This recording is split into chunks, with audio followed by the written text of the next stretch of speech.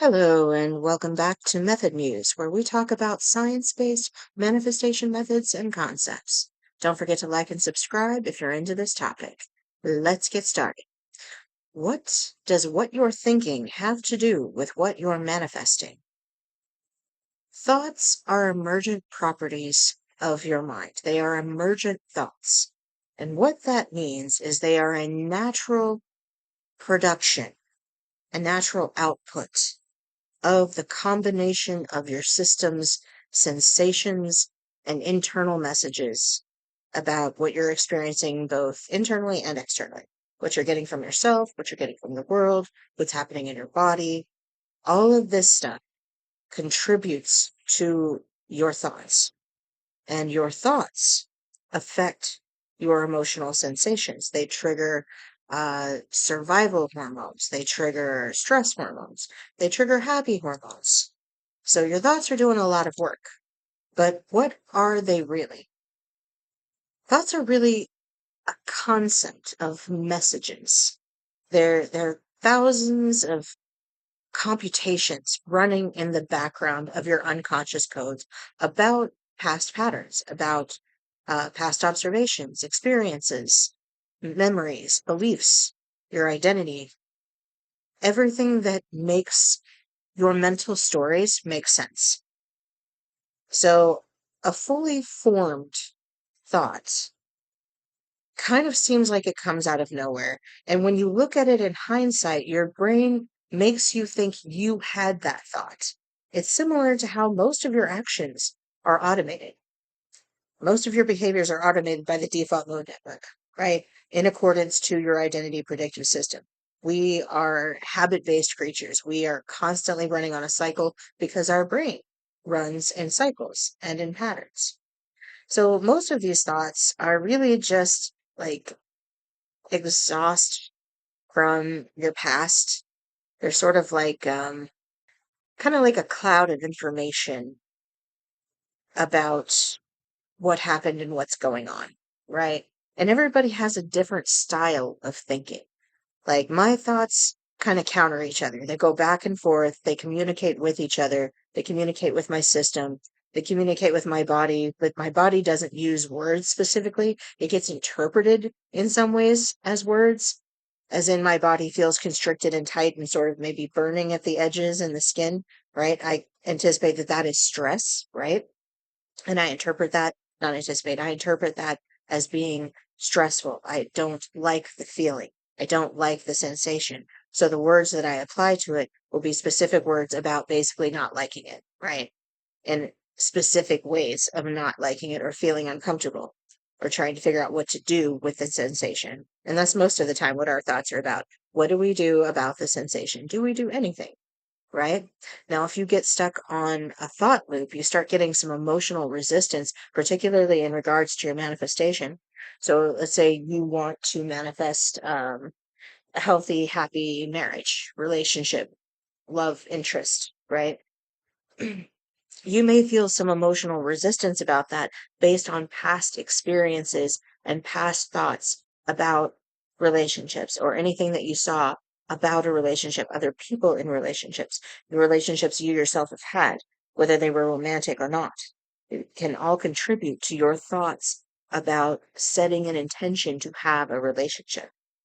And they all tie into your current identity of being single, being a single person, depending on how long you've identified, and this is your predictive processing system of what you will do, think, say, feel, what comes next, so you can feel like you are safe and will survive, right? That's what your system wants to do at all times, and this is the heart of emotional resistance in manifestation.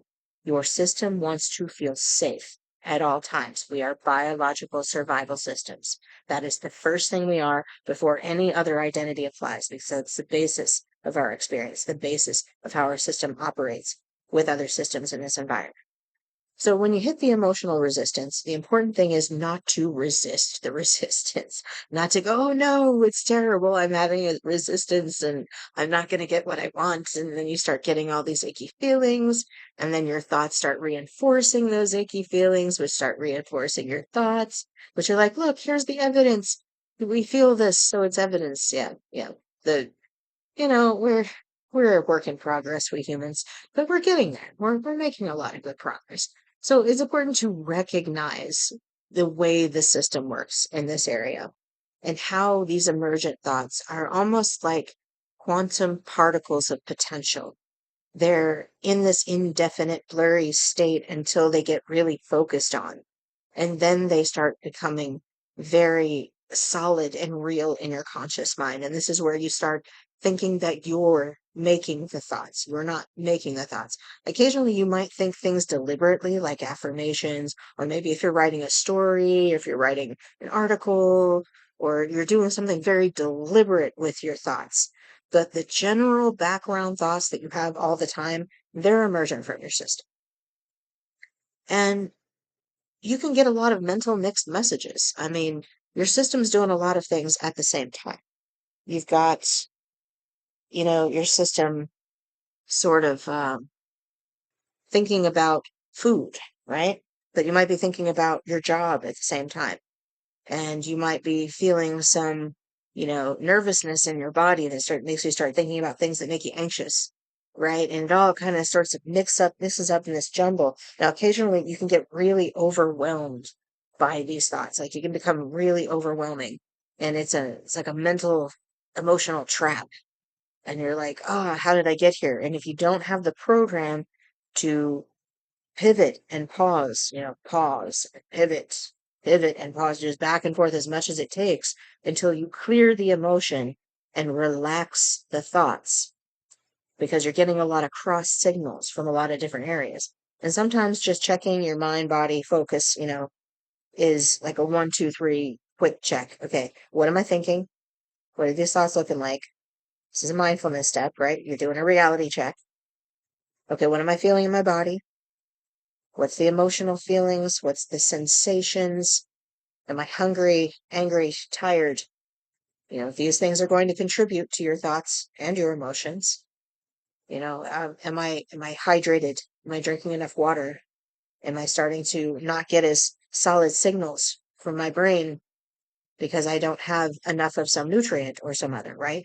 A lot of things can be causing the thoughts, but sometimes the best thing to do with thoughts really is just observe them and let them go. Just see them as like messengers in your court of existence, coming to tell you about some stuff that's going on or just happened, and give you some messages that may or may not mean anything, you know. And if you're noticing that there are a lot of thoughts coming that are contrary to your manifestation, to the desire that you have, the desired experience that you want to have, be sure to notice those. Don't like feel into them emotionally if you can avoid it. If the emotion comes, clear the emotion first, then address the thought. Always clear the body emotion first. Body comes first. Always lead with the body. But once the body's calm and you can fully focus on the thoughts and where did this thought come from? Where did it originate from? Or maybe let's just rewrite it. Let's notice more about our environment and expand our awareness so that the thoughts that we get back are going to be more congruent with the manifestation experience we want to have. So I hope this has helped you to understand a little bit more about where these thoughts come from, what you're thinking, how your whole system contributes to emergent thoughts, and how they can sometimes create that emotional resistance and emotional spiraling, and how to watch for, mental mixed messages. Every thought that you have is not the absolute truth, and it should always be backed by evidence. Thoughts should be backed by evidence. And evidence isn't, oh, I see one thing in the moment. It's after you calm your system and your greater awareness opens up and you look first for the thing that's contrary, right? Then say the thought says, I can't have enough money, right? I don't have enough money and I can't have enough money. It's, just my reality. Let's counter that with evidence of where the money is everywhere around us. It may not immediately be in our possession, but it is immediately within our potential, right? And it's everywhere. And everything is everywhere. Love, money, health. If you look around your environment, if you look around you, you can find evidence of the experience happening and know that it is possible. Thank you for listening. Please like, subscribe, and sign up for the Method Muse newsletter in the description below.